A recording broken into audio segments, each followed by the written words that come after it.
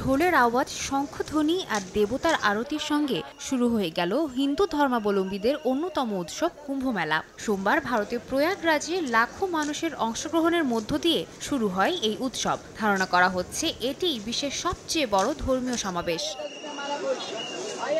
অংশ নিতে দেশ বিদেশ থেকে ছুটে আসছেন ভক্তরা। গঙ্গা স্নান করার পাশাপাশি করছেন পূজা অর্চনাও।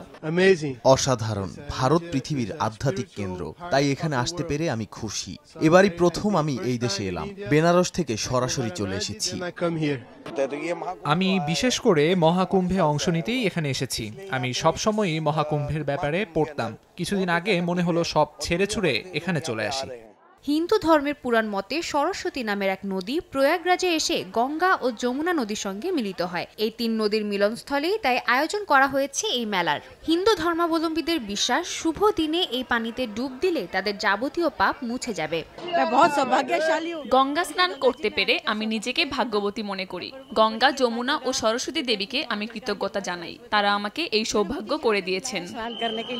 আগামী 6 সপ্তাহ ধরে ভক্তদের আনাগোনায় মুখর হয়ে উঠবে মহাকুম্ভের প্রাঙ্গণ। ধারণা করা হচ্ছে প্রায় 40 কোটি তীর্থযাত্রীর সমাগম হবে এবারের কুম্ভ মেলায়। তাদের নিরাপত্তা এবং সুযোগ সুবিধা নিশ্চিত করতে নানা আয়োজন করছে দেশটির প্রশাসন। ভারতের জন্য নিজেদের পর্যটন ব্যবস্থা এবং ভিড় ব্যবস্থাপনা প্রদর্শনের পাশাপাশি হিন্দু ধর্মকে বিশ্ববাসীর কাছে তুলে ধরার জন্য এটি বেশ ভালো একটি সুযোগ বলে মনে করছে কর্তৃপক্ষ।